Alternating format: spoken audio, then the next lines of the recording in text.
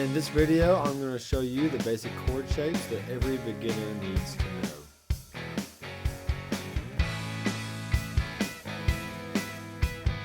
And what we're going to look at today is two basic shapes that I teach all my students. And these are pretty simple to catch on to, so let's check them out. So the first shape that I like to call is the glued shape.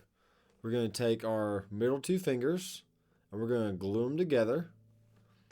And what we're going to do, we're going to place them on the 5th and 4th strings on the 2nd fret. Okay. What this is going to create is an E minor chord. This is what that sounds like.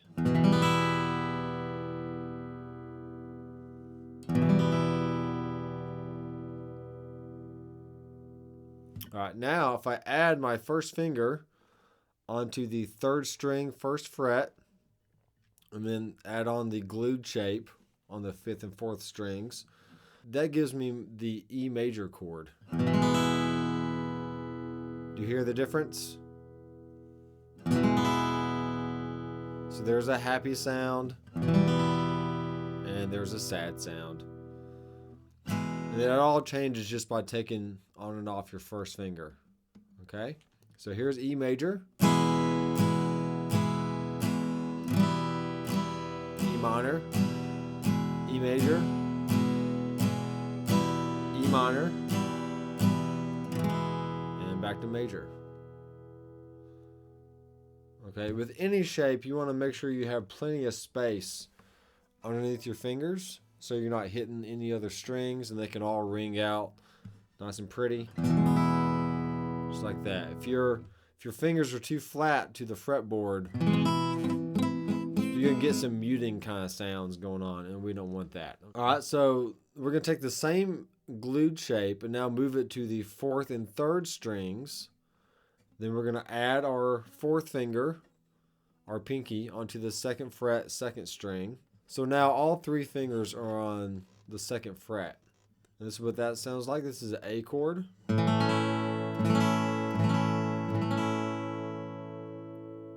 Okay. Now watch when I go back to the E chord. Watch these 2 fingers right here. Here's A. And here's E. And A. And E. So notice that my glued shape is just moving between 2 different sets of strings there. Just moving back and forth. Okay? And you do want to try and play on the tips of your fingers there.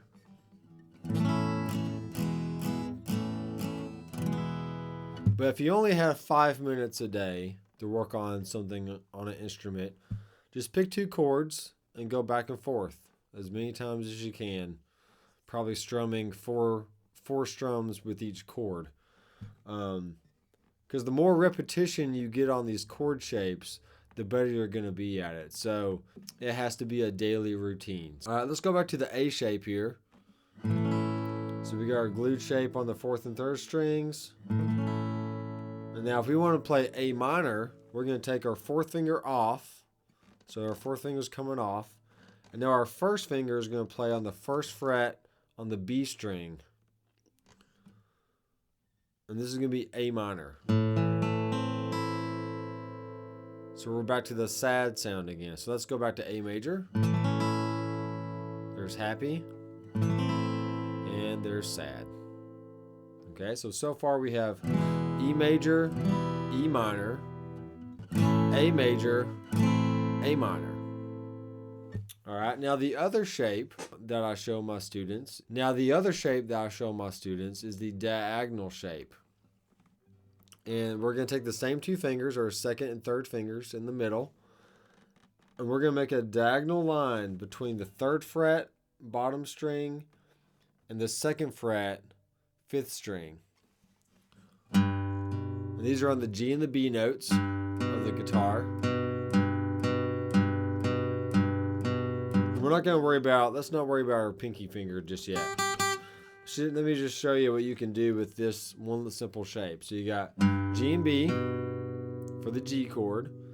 If you move it up a string set to the 5th and 4th strings, now you have C and E. this is the interval of a third, by the way.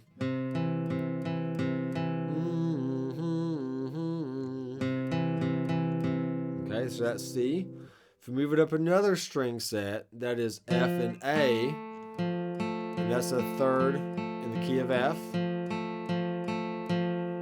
if you move it up to the top two strings, this is a D and an F sharp, which is a third in the key of D.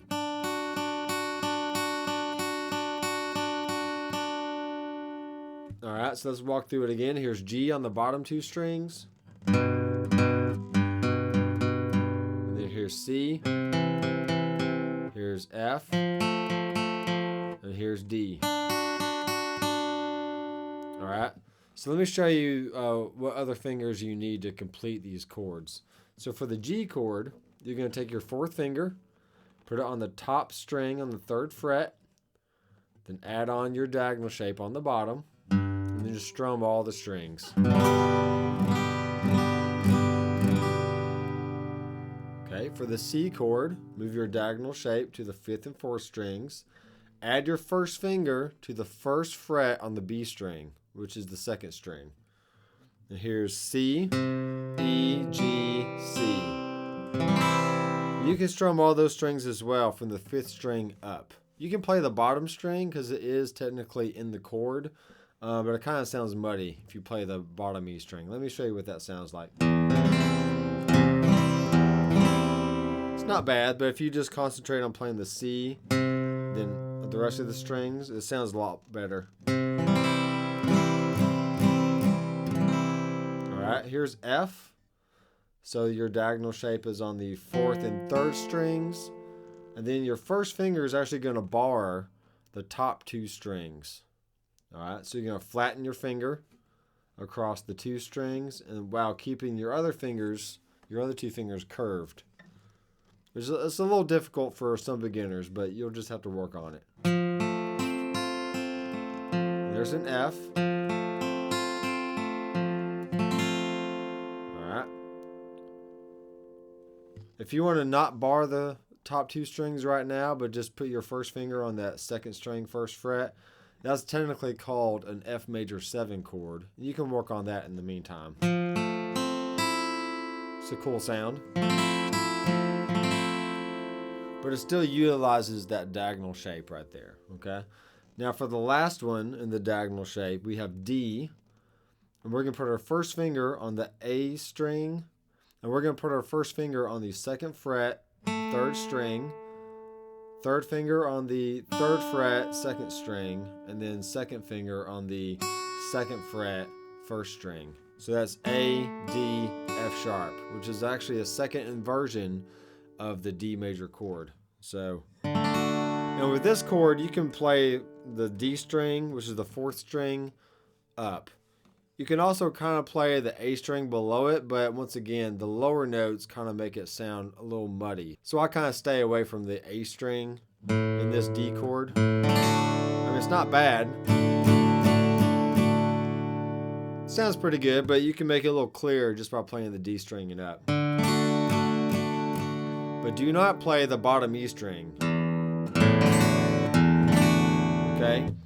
The E note is not within the D triad. The D chord is spelled D, F sharp, A, and there's not an E in that chord. So playing that bottom E string just kind of muddies up the sound overall. So that's why you either want to start with just the 4th string and up, or you can add the 5th string and up. Well, I hope you guys found this video helpful, and if you have any more questions, be sure to go to my website, drmcfarlandstudios.com. I am Dr. McFarland. I will see you in the next video. Keep rocking.